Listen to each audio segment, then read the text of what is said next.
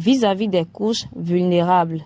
Mesdames et messieurs, vous les voyez certainement, mais il est possible que vous ne savez pas de quel mal souffre-t-il.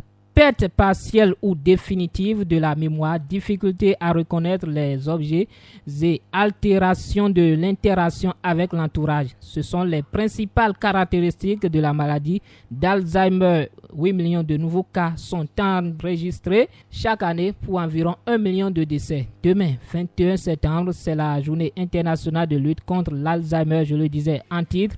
Rendez-vous mondial pour faire le point des avancées de la recherche sur la maladie. C'est l'occasion aussi pour savoir davantage sur les causes, les symptômes et le traitement de l'Alzheimer à travers cette production de Romuald Asokli.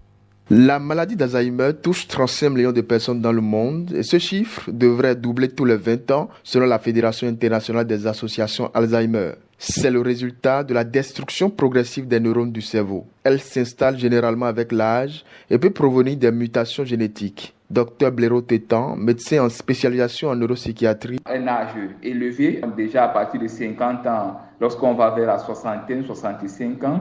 Le sexe féminin aussi est beaucoup incriminé.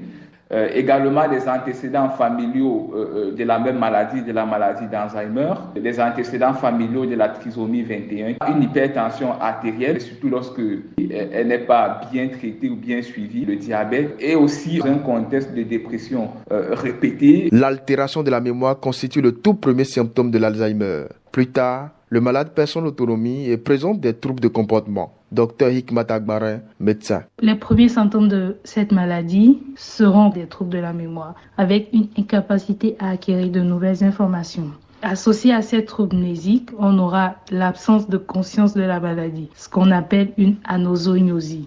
Donc la personne malade ne se rend pas compte de la sévérité de ses problèmes de mémoire. Le stade avancé de la maladie d'Alzheimer va se caractériser par l'augmentation de l'intensité des signes précédents. La personne devient dépendante, même pour les gestes les plus simples de la vie quotidienne. Donc pour se laver, pour manger, ça devient difficile. À ce jour, il n'existe pas de traitement curatif de la maladie d'Alzheimer. La prise en charge a plutôt pour objectif de réduire la souffrance du malade. La réadaptation musculaire et cognitive permet de ralentir la progression de la maladie. Désiré Roussa, kinésithérapeute. La kinésithérapie va permettre d'entretenir les capacités motrices et cognitives du patient pour ne pas aller à la dégénérescence totale. Ça va permettre d'entretenir les muscles. Sur le plan cognitif, chaque fois, il faudra mettre du nouveau dans les exercices pour pouvoir travailler sa mémoire. Les pistes de recherche actuelles sur la maladie d'Alzheimer sont tournées vers la compréhension des événements qui conduisent à l'accumulation des substances toxiques dans le cerveau et l'élaboration d'ici 2026 de médicaments capables de désagréger ces substances nocives. La maladie d'Alzheimer tient son nom du psychiatre et neurologue allemand Alois Alzheimer qui l'a évoqué pour la première fois en 1906. Merci à Romuald Asokli pour cette enquête. Mesdames et messieurs, l'un des domaines d'intervention de plusieurs jeunes ces dernières années est l'intelligence artificielle.